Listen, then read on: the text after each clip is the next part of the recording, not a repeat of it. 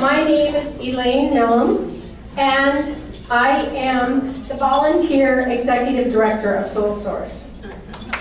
About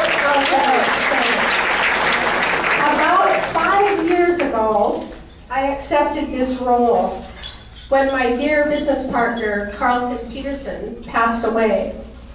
I promised to carry on our mutual vision of serving women and children in Africa by forming a nonprofit organization in his memory. I know he would be just as proud as I am if he could see all that we have been able to accomplish in these 5 years.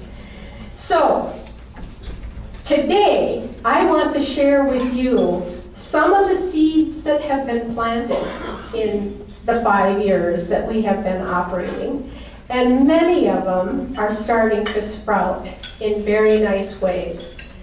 But before I get into that, I have a special clip that I want to share with everyone. Some of you may have seen this clip before, that explains why we at Soul Source do what we are doing, focusing on women and young girls.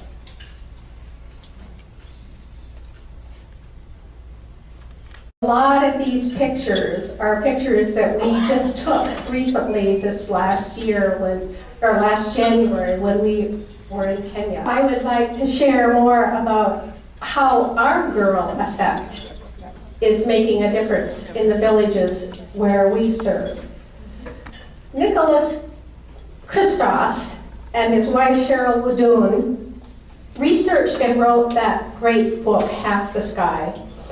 And they found that there are some key principles that really ensure sustainable outcomes when working with this vulnerable species called women in the developing world. They say it is really the small grassroots organizations like ours who work to build strong, trusting relationships with the affected people on the ground that actually result in sustainable outcomes. The secret really depends on those trusting partnerships with small collaboratives that are all aligned to help women and girls truly develop the capacity to create the change that they want to see in their lives. We have adopted this key empowerment principle, and we endorse the empowerment model that really encourages girls and women to examine their attitudes, their beliefs about themselves, their dreams, and begin to shape a future that's consistent with those dreams, acknowledging and overcoming all the obstacles that will probably always be there in their lives. Degrading beliefs about women, deep poverty, famine, drought, the list can go on and on. But strong, trusting relationships are central to the partnerships we've built with the women we serve. Starting with the Nyasanjo women of Nairobi, the Sanja women of Lake Victoria, the Empowerment Institute in New York, and their accompanying Imagine program, which is now active in 5 developing countries. And Kenya is providing the template for how that can truly be successful. So my focus this afternoon is to focus on Kenya and what is working there, just because that is where we have invested this past year. Our dear Marin Ojodi, who you probably saw many pictures of already, and I'll point it out when she comes back on, she is the sister of Professor Teddy Ayotte here in our audience. And she is a leader in the Sanja Women's Group. She's a highly respected teacher, counselor, leader, and I call her our angel. She was our first Kenyan that we sponsored for the empowerment certification training. And she completed her training about a year and a half ago. And since that time, she has trained about 200 women, young girls, teachers, and is busy training every place that she sees there's a need. So let's focus on what's happened this last year.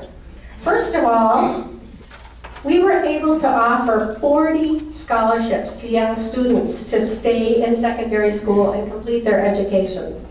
All too often, girls in these communities do not have the funds, the clothing, the shoes, the family support to go beyond primary school. And then the poverty cycle repeats itself.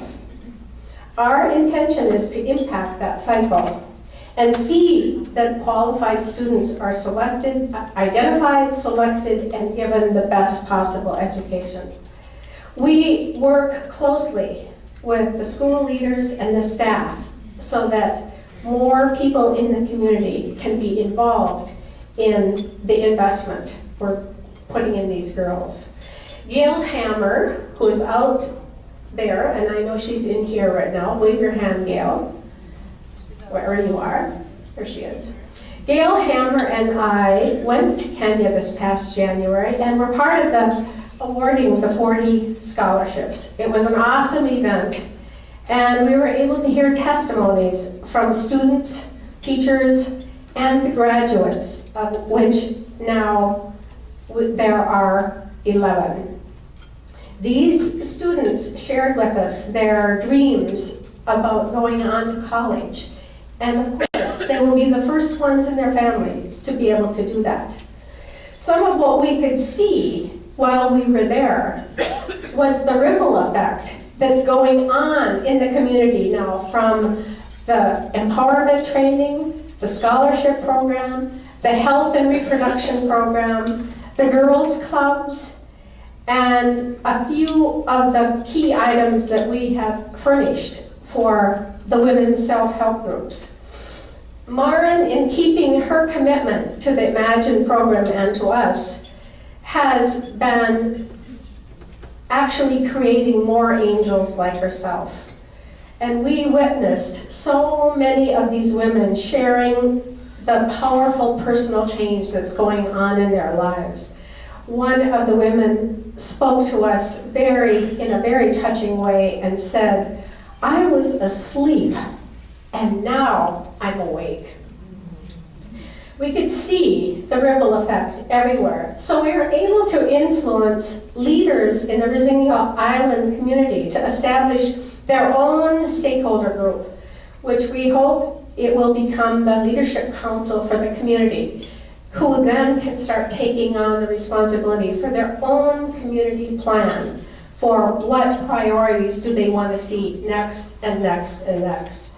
It's amazing to see what can happen with just a small amount of money and a ton of goodwill and effort.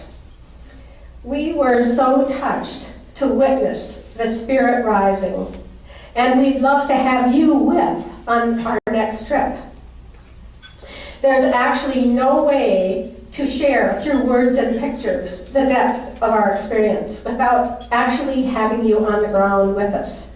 So we welcome your involvement if you are able. So this is why you are here today, to celebrate and share with us in what is being accomplished with women and girls and their communities. And hopefully to better understand what we're doing, why we're doing it, and learn about the various ways you can become involved. So, we have so much to learn from these women, and we're just beginning. So I would like to ask you